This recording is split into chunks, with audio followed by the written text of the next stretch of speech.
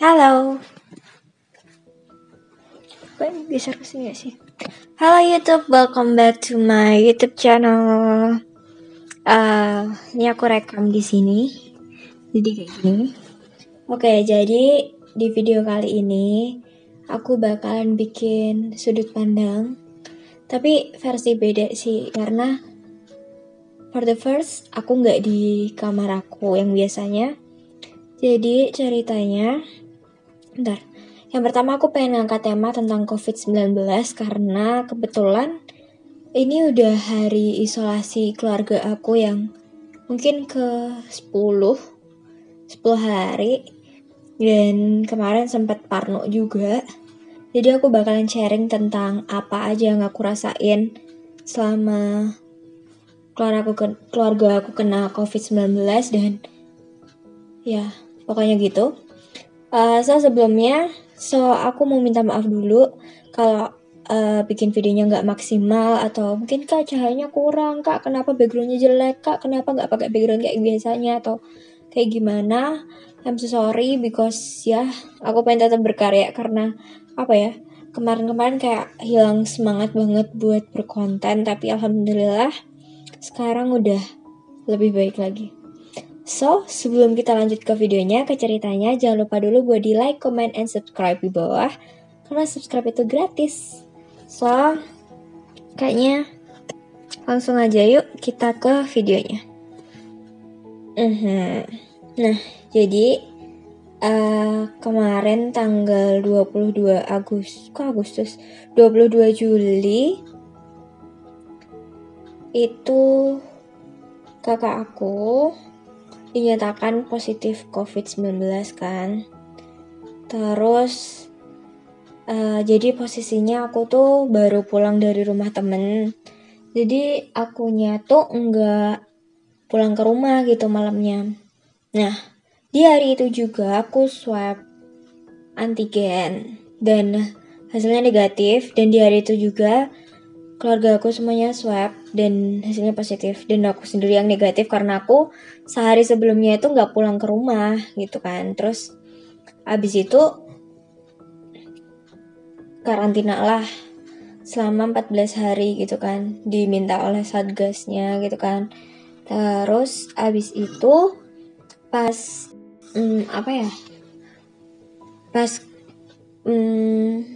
aku itu kan swab pas hari itu juga kan negatif ya, hari negatif itu swab mandiri itu kan negatif hasilnya. Terus habis itu 5 hari setelahnya itu aku diminta untuk karantina juga 5 hari, selama 5 hari doang. Terus hari kelima itu aku swab dan alhamdulillah hasilnya negatif juga gitu. Jadinya aku udah bebas. Tapi ibu, bapak, sama mas, kalau dalam bahasa Jawa mas tuh kakak laki-laki, itu positif gitu kan, dan mereka semua bergejala.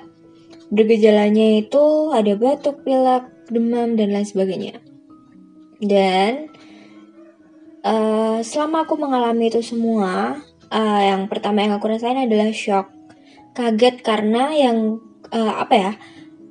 virus ini yang dulunya cuma kita nonton di TV kan, nonton di TV kayak, sorry kalau berisik, yang awalnya cuma kayak COVID-19 ada di sini, dan ternyata sekarang udah sampai di sekitaran kita gitu. Dan semuanya kan di Jogja, aku kan di Jogja ya. Di Jogja itu lagi PPKM, Jawa Bali ya PPKM-nya itu, terus PPKM, terus kayak berita-berita yang aku dengerin tuh semakin hari semakin membuat aku kayak takut aja gitu, takut dalam kayak ada berita kematian jumlah segini, ada berita kayak parah sakitnya gitu-gitulah. Berita-berita kayak gitu tuh justru membuat aku kayak yang lebih parah lagi. Hari pertama aku pindah dari rumah aku yang sebelah sana, aku pindah ke kamar yang sini, itu bener-bener nangis. malamnya aku cuma bisa nangis dan nangis karena aku bingung harus cerita ke siapa gitu. Di depan semua orang, di depan keluarga aku harus berusaha buat baik-baik aja gitu. Kayak, oke, Rin, di sini kamu harus kuat.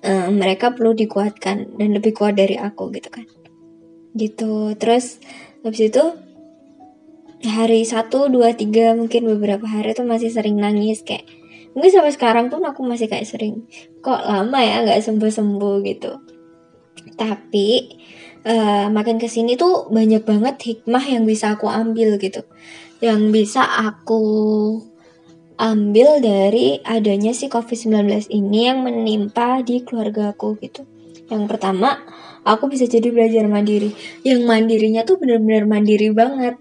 Mandirinya yang biasanya aku makan selalu udah ada, terus apa ya, pokoknya semuanya yang biasanya aku lakuin, mungkin aku harus diantar emas, diantar bapak, diantar keluarga aku, didampingin semuanya, itu benar-benar harus aku lakuin sendirian gitu kan. Terus ya dari situ lebih mandirinya benar-benar apa ya, jadi lebih oh ternyata rasanya gini ya hidup gitu. Jadi benar-benar itu hikmah banget yang dapat aku ambil itu di situ, mandiri. Terus yang kedua itu apa ya, jadi lebih kuat aja sih. Jadi dengan adanya COVID-19 ini tuh lebih dikuatkan kalau menurut aku. Dikuatkan dalam artian apa ya, di luar lu tuh harus kelihatan baik-baik aja, dan sedangkan pas udah di kamar dan sendiri, aku bener-bener ngerasain kesepian yang bener-bener kesepian, tau gak sih?